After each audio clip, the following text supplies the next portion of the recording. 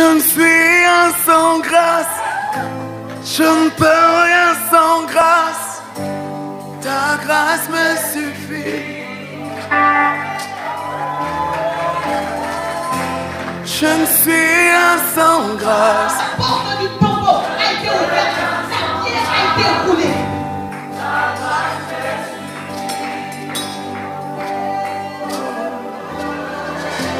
Je ne suis rien sans grâce. Les clés de l'abondance. Donne-moi les clés de la joie. Yahweh, Yahweh, je ne suis rien sans grâce. Je ne peux rien sans grâce.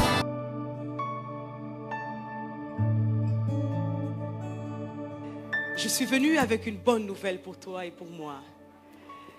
Ce matin, je suis venue pour t'encourager à réaliser que Dieu est avec toi.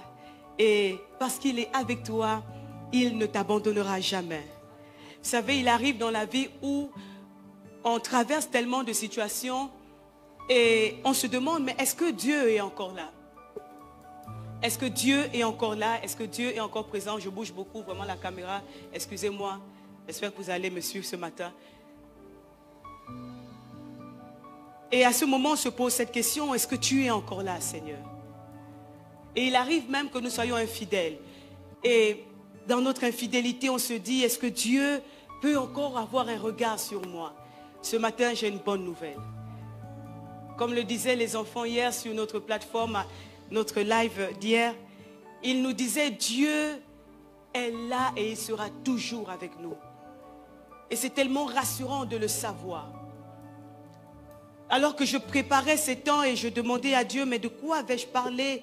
Le Saint-Esprit a soufflé plusieurs fois à mon oreille ce thème comme il est écrit dans votre Bible et dans ma Bible, David et Goliath. J'entendais ça dans mon esprit, David et Goliath, David et Goliath. Alors les premiers jours, je pensais que certainement mon thème serait David et... Merci beaucoup, on est ensemble ce matin. Mais hier soir, alors que j'étais encore en train de lire cette histoire, non seulement il m'a donné au travers de cette histoire un merveilleux thème, mais il m'a fait réaliser de belles choses au travers de cette histoire. Souvent, lorsque vous prêchez sur un verset de la Bible que vous avez déjà lu, vous dites, mais qu'est-ce que je vais encore trouver à dire dans ce texte? Non, mais c'est extraordinaire combien de fois la parole de Dieu a toujours des ressources. On ne s'en fatigue pas. C'est pourquoi nous ne nous privons pas de lire la parole de Dieu. Nous ne nous privons pas de méditer les Écritures. Parce que Dieu a toujours un nouveau message à nous communiquer. J'ai un neveu qui se prénomme David. David, c'est le fils de ma jumelle. Et David a 3 ans. Il y a quelques jours, je causais avec David et je lui disais, mon bébé, comment tu vas? Il me dit, non, tata, pas mon bébé. Et je lui dis, mon chouchou. Il me dit, non, pas mon chouchou. Je lui dis, mais mon cœur. Non, je ne suis pas ton cœur. Alors je lui dis, mon roi. Il dit, ah, je suis un roi. David a trop entendu l'histoire de David et de Goliath. Il connaît cette histoire par cœur et il aime cette histoire. Il sait que son prénom c'est David et il sait qu'il porte en lui la gloire. Il sait qu'il porte en lui la victoire. Il a déjà entendu son histoire et il est content quand on l'appelle David le roi. Alors je l'appelle désormais David le roi. Et ce matin, bien-aimé, nous sommes dans le livre de 1 Samuel chapitre 16, où la Bible, chapitre 17, où la Bible nous raconte effectivement l'histoire de Goliath, de David et de Goliath. Mais mon thème ne se présentera pas comme suit, David et Goliath, mais plutôt ainsi. Goliath est l'Éternel des armées. Goliath est l'Éternel des armées. Hier, le Saint-Esprit, pasteur Mignane, m'a fait réaliser qu'en fait, le combat n'était pas entre David et Goliath. Le combat était entre Goliath et quelqu'un d'autre. Nous sommes dans le livre de 1 Samuel chapitre 17, alors que nous sommes en train de lire le verset 1. 1 Samuel chapitre 17, j'espère que vous avez vos Bibles ouvertes avec moi et vous qui êtes connectés, j'espère également que vous avez vos Bibles. Parce que le Saint-Esprit m'a repris au début du confinement. Lorsqu'on faisait les lives, je faisais beaucoup de choses. Je suis à la cuisine, je jette un regard dans le live et je passe à... Et le Saint-Esprit me dit, nous sommes en train de faire un culte. Prends ta Bible, assieds-toi et suis.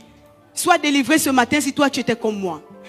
Si pendant les lives tu vaques, d'autres sont à la douche en train de se laver, le live en train de passer. Non, suis le live parce que tu es dans un culte. Est-ce que quelqu'un est délivré ce matin? Est-ce que quelqu'un reconnaît ça aussi? Bon, si vous êtes saint, moi je suis pécheur ce matin, je vous dis. Hein, que Dieu nous pardonne. Hein. La Bible dit à partir du verset 1, les Philistins réunirent leurs armées pour faire la guerre et ils se rassemblèrent à Soko qui appartient à Juda. Ils campèrent entre Soko et Azeka et à Éphès d'Amin. Saül et les hommes d'Israël se rassemblèrent aussi. Ils campèrent dans la vallée des Térébintes et ils se mirent en ordre de bataille contre les Philistins. Ils étaient en ordre de bataille. Un homme sortit, verset 4, alors du camp des Philistins, il s'avança entre les deux armées. Il se nommait Goliath. Dis avec moi Goliath. Même quand on dit Goliath, il y a une pesanteur. Goliath. Il était de Gath. Il avait une taille de 6 coudées. Sur sa tête était un casque d'airain. Il portait une cuirasse à écailles du poids de 5000 cycles d'airain. Il avait aux jambes une armure d'airain et un javelot d'airain entre les épaules. Le bois de sa lance était comme une ensouple de tisserand. Vraiment, ce français est très soutenu. Ne vous en faites pas, je vais ramener ça terre à terre.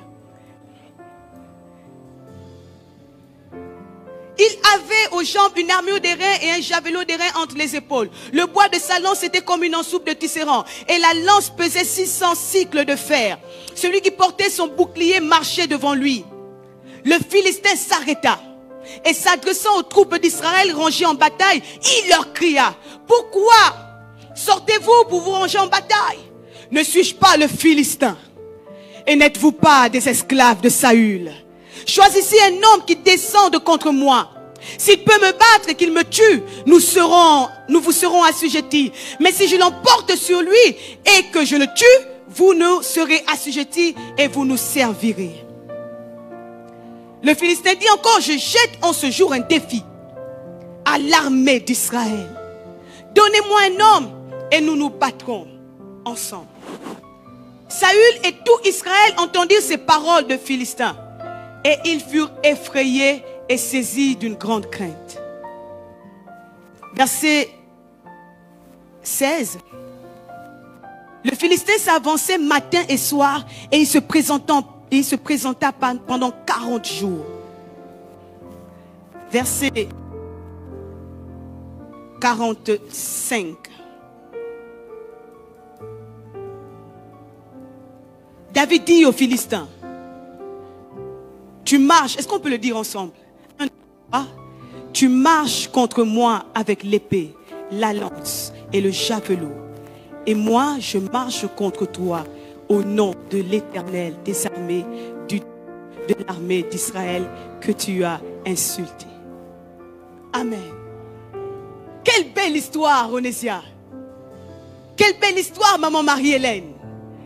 Le chapitre 17 commence avec une guerre entre les Philistins et les Israélites. La Bible nous montre que pendant 40 jours, un homme nommé Goliath sortait de leur camp et il allait en face du camp des Israélites. Et pendant 40 jours, il insultait le peuple de l'Éternel. En face de Goliath, il y avait Saül et les armées d'Israël. Et pendant 40 jours, un homme nommé Goliath, qui était grand et qui mesurait 3,57 m. Est-ce qu'il y a quelqu'un qui mesure 3,57 m ici? Peut-être le frère Loïc.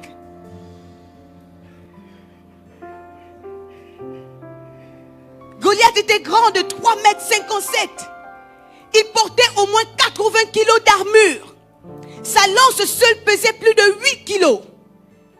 Ses armes lourdes ne lui posaient pas de problème, puisque lui-même pesait entre 270 et 340 kg. Qui pèse 340 kg ce matin? Peut-être que Sarah ici à la caméra. Frère, Goliath était imposant. Goliath était imposant. C'était le champion des Philistins. C'était le plus grand des soldats de l'équipe adverse. Goliath faisait peur. Et la Bible nous dit que pendant 40 jours, Goliath sortait de son camp avec beaucoup d'arrogance. Il se tenait devant le camp de l'Éternel et il les injuriait. Pendant 40 jours, il criait devant Saül. Pendant 40 jours, il insultait Saül et il insultait les armées de l'Éternel.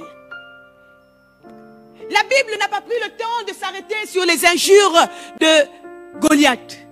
Ce n'est pas important les injures. Mais permettez-moi de nous aider un peu à comprendre ce qu'il disait. Certainement, il se tenait devant Saül et il disait, nos dieux sont au-dessus de votre Dieu. Vous n'êtes rien devant nous. Circoncis et nous incirconcis, nous sommes les meilleurs et nous sommes les plus forts. Nous vous battrons et vous serez nos esclaves. Mais quand vous lisez les propos de Goliath devant David, il le traite de chien. Alors je vous emmène chacun à imaginer les injures que Goliath pouvait donner au peuple. S'il arrive à traiter David de chien, imaginez ce qu'il pouvait dire au peuple, aux armées. Chiot!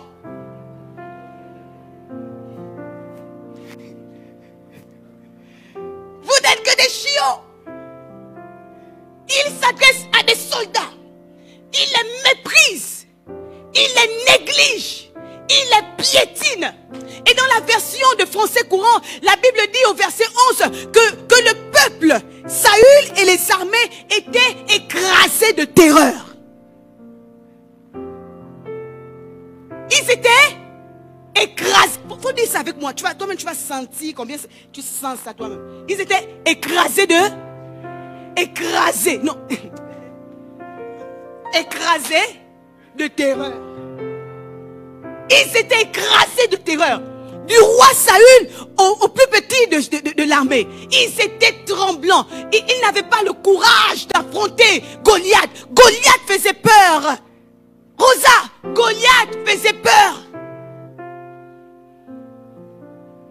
Goliath faisait peur. Mais ce que Goliath ne savait pas, c'est que pendant ces 40 jours, l'Éternel entendait les injures qui montaient jusqu'à lui. En fait, lorsque Goliath, maman Marie-Hélène, disait au peuple d'Israël, vous êtes des chiots, il était en train de s'adresser à Dieu. Goliath n'avait pas idée qu'il n'insultait pas un homme, il insultait le Dieu d'Israël. Pendant 40 jours, les oreilles de l'Éternel s'étaient arrêtées à cet instant-là. Le Seigneur entendait ces injures monter jusqu'à lui. Et le Seigneur a pris patience pendant 40 jours. Et lorsque vous regardez cette histoire, vous vous rendez compte que Saül est déjà rejeté par Dieu. Saül n'est plus dans le collimateur de Dieu. Saül a été déjà désapprouvé par Dieu. Saül n'est plus le bien-aimé de Dieu. Saül a offensé Dieu et Dieu l'a rejeté. Alors Goliath, je ne sais pas, c'est moi qui imagine, a certainement entendu parler du fait que Dieu a rejeté Saül. Et il croit que là maintenant le peuple d'Israël est à sa merci. Il ne connaît pas notre Dieu. La vérité c'est que le diable ne connaît pas notre Dieu. Frère, dis à ton frère, le diable ne connaît pas notre Dieu.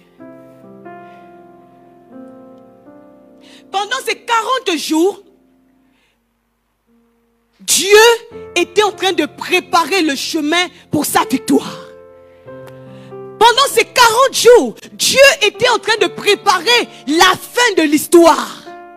Pendant ces 40 jours, Dieu était déjà en train de se réjouir de la fin de cette histoire. Goliath se réjouissait de ce peuple qui serait désormais leur esclave. Mais Dieu lui se réjouissait de la victoire qui devait arriver. Ah, le Dieu qu'on sert est le Dieu Dieu des victoires. Le Dieu qu'on sert est le Dieu des victoires. Je n'ai pas besoin de voir la victoire pour réaliser que je marche dans la victoire. Parce que mon Dieu est le Dieu des... Ah, pourquoi tu es froid? Le Dieu des... Ah, sois béni ce matin. Notre Dieu est le Dieu des victoires. Frère, frère, sœur,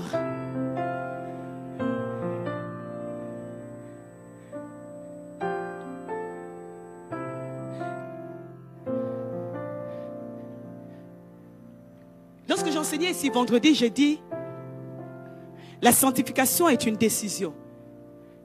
Et je nous ai parlé de l'histoire de Ananias et Saphira.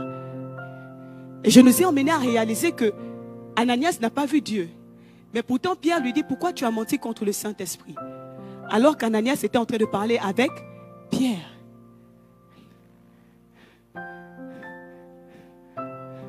Quand on a l'Esprit de Dieu, on représente, nous sommes ambassadeurs du ciel sur la terre. En fait, on voit un petit homme, on voit une petite femme, mais on ne sait pas qui repose en elle. On ne sait pas qui repose derrière toi. Il marche avec toi. Frère, pendant ces 40 jours, Saül ne savait plus quoi faire. Saül était désespéré. Saül était désespéré, mais Dieu dans le ciel n'était pas désespéré. Y a-t-il quelqu'un qui est désespéré ce matin? Oh, la bonne nouvelle, c'est que Dieu n'est pas désespéré à ton sujet. La bonne nouvelle, c'est que toi, tu peux t'agiter. Dieu, lui, ne s'agite pas. Il est assis sur son trône et il agira en son temps pour toi. C'est pourquoi j'aime ce verset de la Bible qui dit que Dieu fait toutes choses belles. Non, quand le temps de Dieu vient, quand le temps de Dieu vient, les choses se passent de façon glorieuse. Quand le temps de Dieu vient, il prend un petit pour terrasser un Goliath. Ah, quand le temps de Dieu vient, frère. Merci pour votre amen, pasteur. J'ai l'impression qu'ils ne veulent pas dire amen, pasteur. Ah, il faut que je vous encourage ce matin. Ah, quand le temps de Dieu vient, frère. Dans cette histoire de David et de Goliath, j'aimerais nous emmener à réaliser deux choses importantes que le Seigneur m'a fait réaliser alors que je préparais ce message. David n'était pas en train de combattre contre un homme. Goliath n'était pas en train de combattre contre un homme. Goliath était en train de combattre contre Dieu.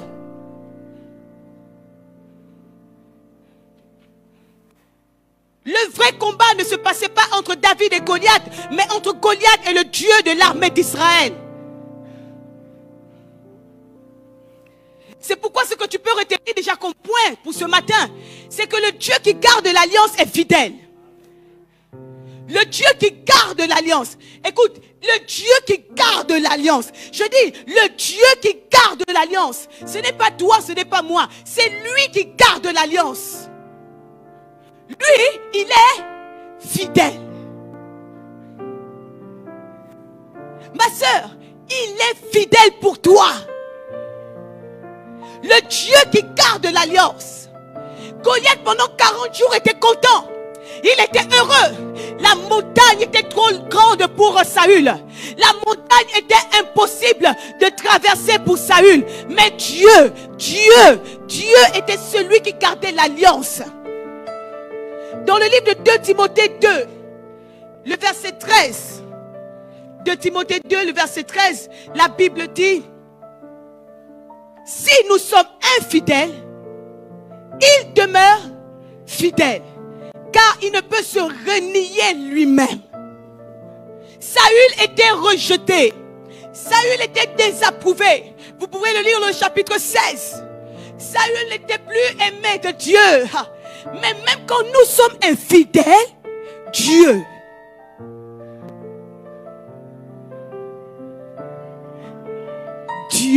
maman blanche, lui, il reste fidèle. Quand toi et moi, nous sommes infidèles, Dieu, c'est son nom. Je dis, c'est son nom. Goliath a insulté le Dieu d'Abraham, d'Isaac et de Jacob. Goliath a insulté le Dieu 3 fois saint. Goliath a insulté le Dieu de leur alliance. Goliath a insulté le Dieu de leur histoire. Goliath a insulté le je suis. Et quand on touche à un oint de l'Éternel, Dieu se lève sur son trône. Ce matin, j'ai envie de dire à quelqu'un,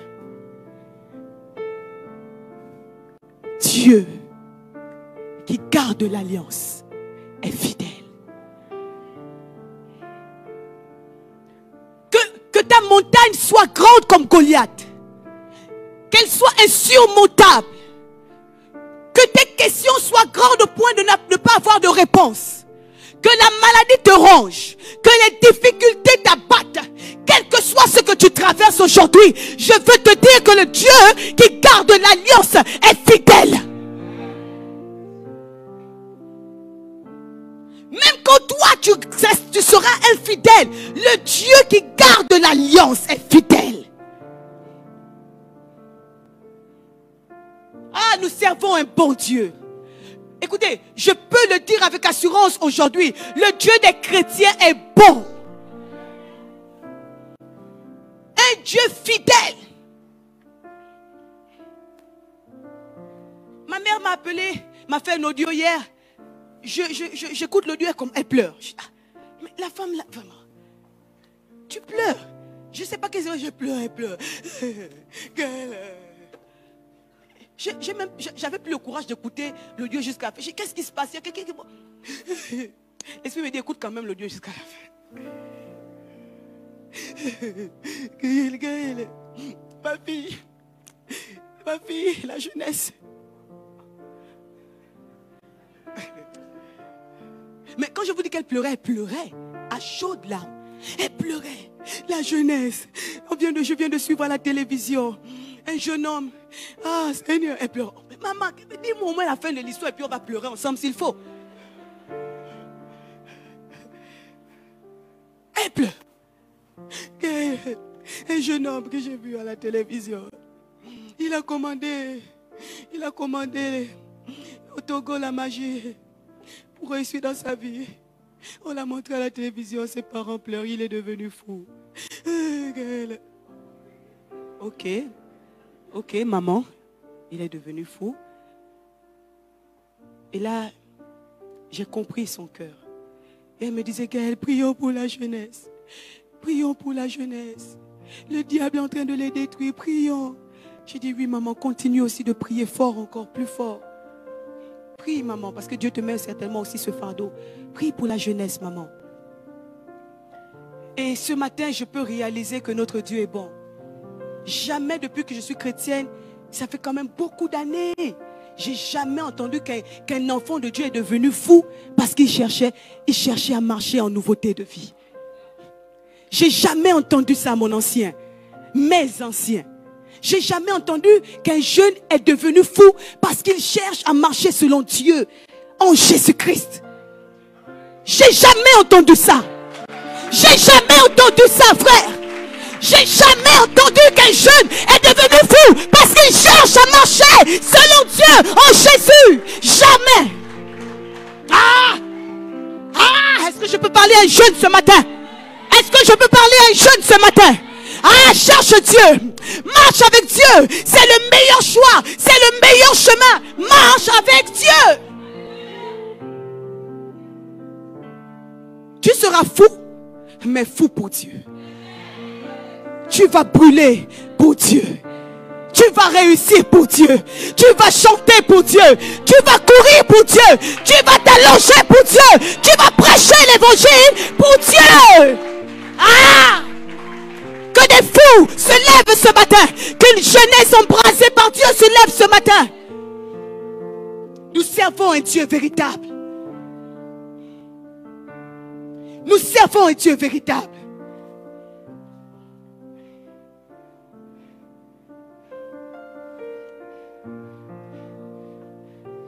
Goliath a touché à un seul des enfants d'Israël et Dieu s'est levé. Et dans le livre de Matthieu, chapitre 16, je vais vous lire ce texte que j'aime beaucoup également. Finalement, j'aime tous les versets de la Bible. Je dis toujours, j'aime beaucoup. Bon. Jésus, reprenant la parole, verset 17, lui dit, tu es heureux, Simon, fils de Jonas, car ce ne sont pas la chair et le sang qui t'ont révélé cela, mais c'est mon Père qui est dans les cieux et moi. Je te dis que tu es Pierre. Et que sur cette pierre, je bâtirai mon église. Sur le pasteur Mignan, je bâtirai mon église. Sur maman Marie-Hélène, je bâtirai mon église. Sur l'ancien Crépin, je bâtirai mon église. Sur l'ancien Bambara, je bâtirai mon église. Ah, je bâtirai mon église. Il dit sur toi, il bâtira son église. Et les portes, je dis les portes du séjour des morts, ne prévaudront point contre toi. Il bâtira sur toi, prince. Il bâtira sur toi, Gaël. Il bâtira sur toi qui est connecté. Dieu bâtira. Si Dieu s'arrêtait encore en disant je bâtirai, on ne devait pas bien crier amen. Je n'aurais même pas peut-être bien crié amen. Et il dit, les portes du séjour des morts ne prévaudront point contre toi. Quel que soit ce que le diable fera, si Dieu ne le permet, il ne peut pas te toucher. Quels que soient les plans qu'ils font dans le secret, il ne peut pas te toucher. Et même s'il semble qu'ils t'ont touché ou qu'ils t'aient touché, trouvez votre concordance de temps. Dieu fera toujours ce qu'il faut pour te sauver. Je dis toujours. Est-ce que tu peux me dire, Adi, toujours? Est-ce que tu peux écrire toujours? Est-ce que tu peux regarder celui qui est à côté de toi et lui dire toujours? Toujours, mon frère. Chrétiens, soyons rassurés. Écoutez, Saint-Esprit, change notre démarche. Change notre façon de penser. Change notre façon, notre attitude devant les épreuves. Change-nous. Ne soyons pas des Saül qui se sentent écrasés de terreur. Soyons des David. Je dis, soyons des David. Je dis, soyons des David. David venait de nulle part, pasteur Mignan. David venait de nulle part. Personne ne le connaissait. Ah, personne ne le connaissait. C'est bien quand tu arrives quelque part, personne ne te connaît. Et puis tu es calme. Quand tu sais qui tu es, tu ne te vantes pas trop. Tu ne viens pas et tu dis je suis. Mais écoutez, vous savez, moi je suis. Hein. Mais écoutez, moi je suis. Hein. Écoutez, vous savez, moi je suis. Hein. Non, vous n'avez pas besoin de dire qui vous êtes. Laissez les gens vous découvrir. David arrive de nulle part. Et je vais à mon deuxième point. Je ne serai pas très longue ce matin. Nous allons prier. Ce sont ces deux choses que Dieu m'a mis dans le cœur pour toi et pour moi. On ne va pas en ajouter plus. On va rester dans les deux choses. Dieu ne choisira pas n'importe qui pour le représenter. Il garde l'alliance pour toi. Il est fidèle pour toi. Maintenant, pour se glorifier. Joyce, pour se glorifier, Dieu ne choisira pas n'importe qui. Franck, Dieu ne choisira pas n'importe qui. David n'était pas connu. Papa Robert, David n'était pas connu. David était un berger qui sentait le mouton. Il revenait fraîchement de la forêt. Il y en a d'autres qui reviennent fraîchement des États-Unis. Il y en a d'autres qui reviennent fraîchement de la France. Il y en a d'autres qui reviennent fraîchement de Kaolack. C'est-à-dire, même quand on dit que les gens comment... Quand on a dit États-Unis, c'est tout le monde qui oui, je suis fier. Voyez, pasteur, quand on dit qu'on vient du village, on ne nous respecte pas. Vraiment, pasteur, c'est pas chrétien. Hein? Merci, pasteur. Il revenait de la brousse. Mais dans la brousse, ce que ces hommes ne savaient pas, c'est que David avait pris le temps de bâtir une histoire avec Dieu. David avait pris le temps de bâtir une intimité avec Dieu. David avait pris le temps de bâtir une relation avec Dieu. Dans le secret, alors qu'il n'était connu de personne, alors qu'il n'était vu de personne, David a pris le temps de se construire. Souvent on se construit parce qu'on doit nous voir. Je cherche Dieu pour qu'on me voie demain, après-demain. Quand je vais prendre le micro, cette église saura que moi qui étais assis au fond là, j'étais quelqu'un. Ils sauront. Le jour qu'on me donne le micro, ils sauront. Ils regretteront de m'avoir laissé au fond de la salle. Ils sauront. Frère, dis à ton frère, ne dis pas ils sauront, pardon.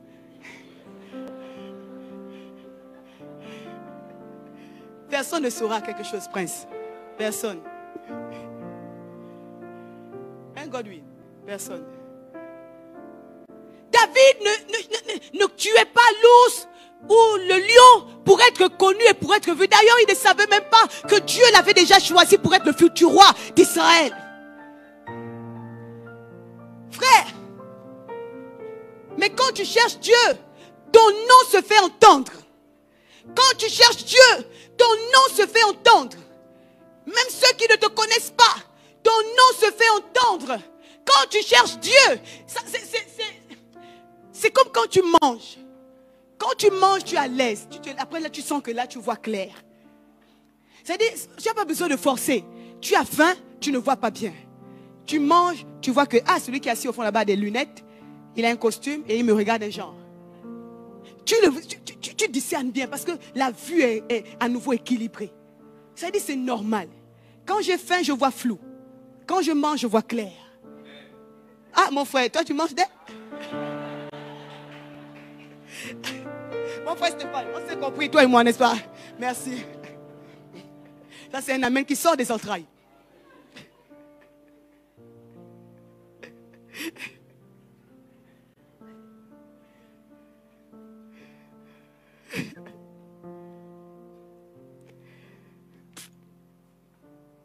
C'est comme hier quand on était en train de faire le live.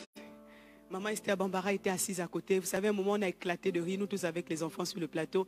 Parce qu'à un moment, je pense que c'est Anne-Noël ou Yanni, je ne sais pas, qui a donné une très belle réponse.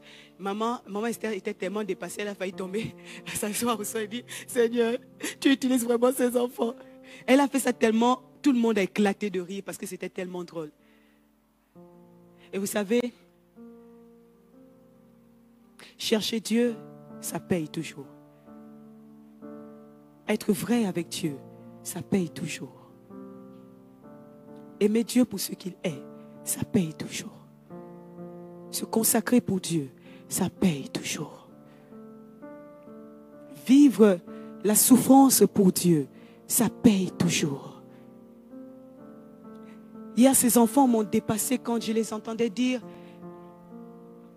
même s'il faut que j'aille en Arabie Saoudite et qu'on me tue, je mourrai avec joie parce que j'aurai annoncé Jésus. Johanna a dit, Étienne est un homme qui me bénit. Il est mort en souriant. Il voyait le Seigneur. Waouh! Frère, aimer Dieu, ça paye toujours. Chercher Dieu et vivre pour Dieu, ça paye toujours. Ça paye sur la terre et ça paye pour l'éternité. Écoutez, David était un jeune homme simple, ordinaire. Mais son histoire et son nom se faisaient déjà entendre. Au chapitre 16, le verset 18, la Bible dit, 1 Samuel chapitre 16, verset 18, la Bible dit, verset 17, je vais commencer par là. Saül répondit à ses serviteurs, trouvez-moi donc un homme qui joue bien et amenez-le-moi. L'un des serviteurs prit la parole et dit, voici, j'ai vu un fils d'Isaïe, Bethlémite, qui sait jouer. Il pouvait s'arrêter à qui sait jouer. Parce que c'est la qualification qu'on a demandée. Mais il continue en disant, c'est aussi un homme fort et vaillant. Un guerrier. Parlant bien et d'une belle figure. Et l'Éternel est avec lui. Frère, Dieu ne choisira pas n'importe qui pour le représenter. Écoute, Dieu ne choisira pas n'importe qui pour le représenter. Si tu veux représenter Dieu, commence à te mettre dans les conditions. Commence à te mettre dans les conditions. Si tu veux représenter Dieu, commence à te mettre dans les conditions. Non, frère, c'est une gloire de représenter Dieu. C'est une joie de représenter Dieu. Tu n'es pas né chrétien pour être un spectateur dans l'histoire de ta vie. Dieu veut que tu sois un acteur. Dieu veut que tu te distingues et que tu te différencies par ta façon de l'aimer et de l'apprécier dans ta vie. Dieu choisit un homme qui le connaît. Lorsque Saül lui donne son armure, son épée, David dit, ce n'est pas ça moi. Je sais ce que Dieu a fait avec moi dans la forêt. Lorsqu'un lion et un ours venaient, comment Dieu m'a donné la force. Je connais mon Dieu. Je le connais. Je le connais. Est-ce que tu peux dire devant les situations de ta vie, moi je le connais. Connaître Dieu, frère. Job a perdu ses 7 enfants, son argent, tout, il a tout perdu. Il est là et sa femme lui dit, maudit Dieu et meurt. Non, Job dit, je le connais. Je le connais. Il n'y a rien de tel lorsque vous vous trouvez dans une situation où on vous calomnie, on dit du mal de vous et quelqu'un vous appelle et vous dit, je te connais et je sais que tu ne peux pas faire ça. Non, je ne sais pas si vous êtes déjà retrouvé dans ce genre de situation, mais ça fait un baume, ça donne un baume à votre cœur, ça guérit. Vous vous sentez fort. David dit, je le connais. David dit, je le connais. Frère, cherchons à connaître Dieu. Un peu plus. De mieux en mieux. 1 Corinthiens 15, 58. Travaillez de mieux en mieux à l'œuvre du Seigneur. Pas parce qu'on me regarde. Pas parce qu'on me donnera un titre. De mieux en mieux à l'œuvre du Seigneur. Parce que lui, il s'est donné pour moi. De mieux en mieux. Dans le service. De mieux en mieux. Dans ma relation avec Dieu, de mieux en mieux. Dis à ton frère de mieux en mieux.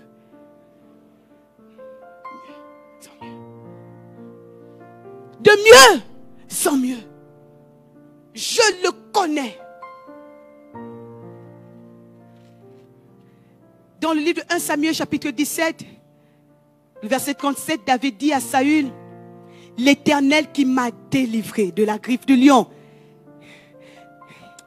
et de la patte de l'ours me délivrera aussi de la main de ce Philistin.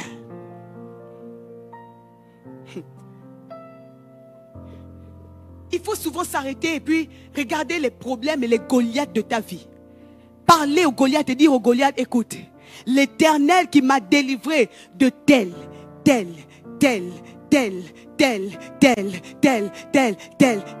situation me délivrera aussi de toi. Si tu veux acclamer, acclame, c'est pas grave.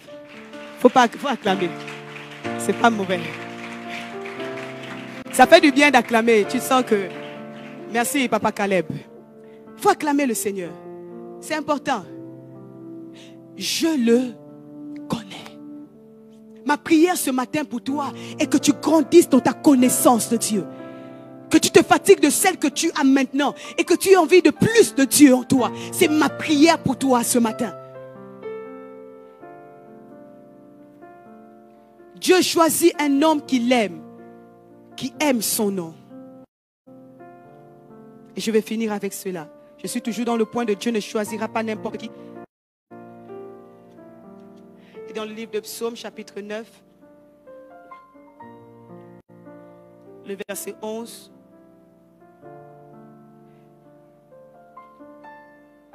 Ceux qui connaissent ton nom se confient en toi, car tu n'abandonnes pas ceux qui te cherchent, ô Éternel. Ceux qui connaissent ton nom.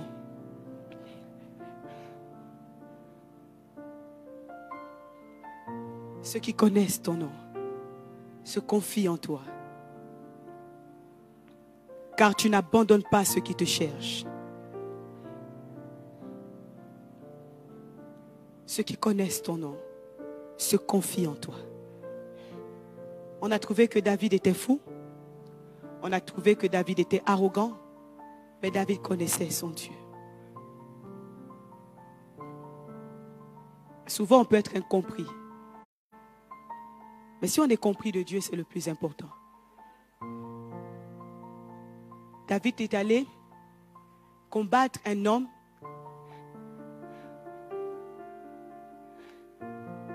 et ce qui me touche, c'est que lorsque David vient devant Goliath, il dit à Goliath, tu viens devant moi avec ta lance, ton épée et ton javelot. Mais moi, je viens contre toi au nom de l'Éternel des armées que tu as insulté. David n'a pas regardé d'abord à ses intérêts. Il était outré de voir qu'on insultait le nom de son Dieu. Frère, et Dieu lui a donné la victoire. Ce matin, laisse-moi te dire une chose. Tu pourras être un chrétien ordinaire. Tu auras atteint tes 55 ans, tes 75 ans. Et tu raconteras des histoires ordinaires à tes enfants. J'ai donné ma vie à Jésus, j'avais 17 ans. Mon fils, aujourd'hui, j'ai 75 ans. Je suis chrétien toujours. Hein. Papa, quels sont les exploits? Papi, quels sont les exploits que tu as fait avec Dieu? J'allais à l'église le dimanche.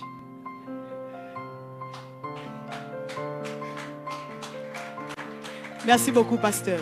C'est encourageant ces acclamations. Merci, Seigneur. Ah bon, papi? Mais moi aussi, j'y vais.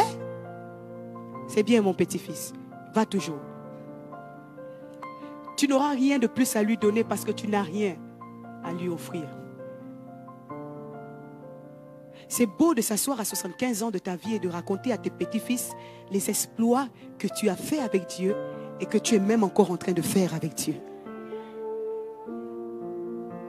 Tu diras à tes petits-fils, je suis allé dans un village et je suis allé annoncer l'évangile. Ah bon, papi? Oui. Et pendant que je prêchais, il y avait un vieux là qui ne pouvait plus marcher. Ah, et qu'est-ce qui s'est passé? Moi-même, je ne savais pas que je pouvais voir ça. Mais quand j'ai commencé à déclarer la guérison, il s'est levé, il a marché. Ah bon, papi? On peut prier pour un malade, il est guéri? Oui, mon petit-fils, on peut le faire. On peut le faire. On peut le faire. Peut-être que tu seras une arrière-grand-mère. Tu diras à ton fils ou à ta petite-fille, j'étais chantre et je chantais tous les dimanches. Quand je chantais, ah, tu savais ma petite-fille, j'étais svelte quand je portais ma jupe droite noire. Eh, ma petite-fille, ah, quand je ferme les yeux, ma petite-fille, je me rappelle de ces instants. Quand je dansais, l'église aussi dansait.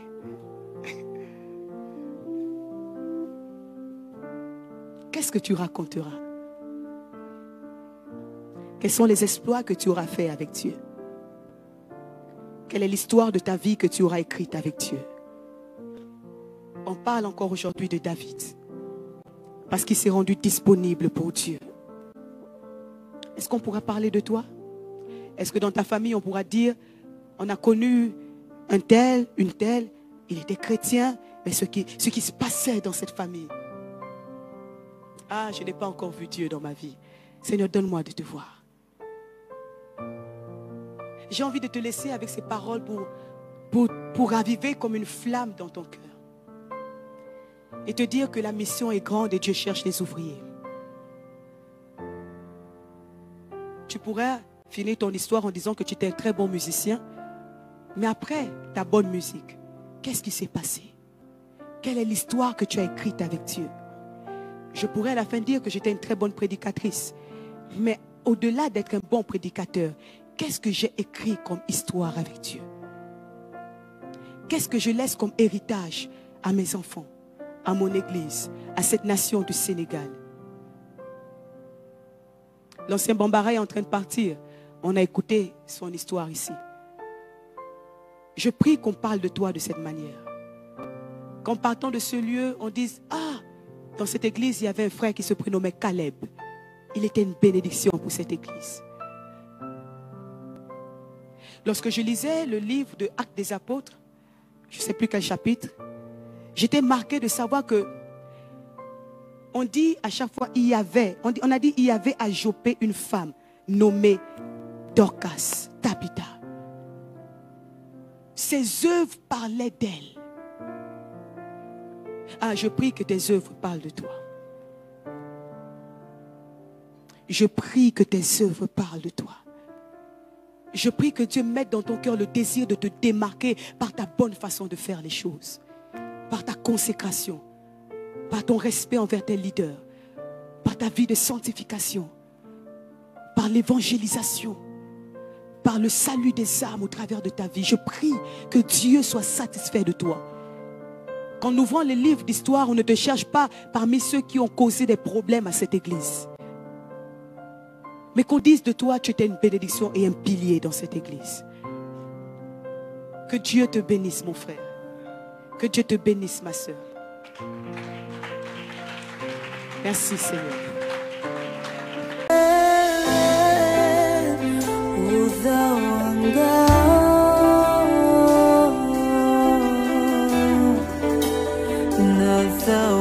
Yo